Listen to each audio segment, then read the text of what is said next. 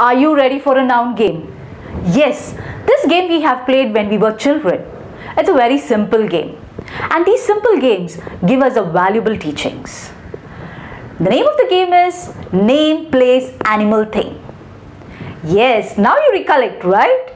So quickly, just grab a pen and paper and draw 4 columns. Name, place, animal, thing. And you have the entire day to make at least minimum 25 each of them. You meet a lot of people, so you can make a note of their names. Then you will also see a lot of things, surroundings in your house, outside, and please note the things. Places which you have visited or would love to visit. Note them down.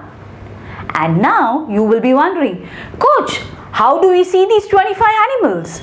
Absolutely right, you can't see them. So imagine.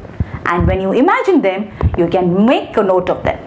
Get set, go. Enjoy this game. Have fun.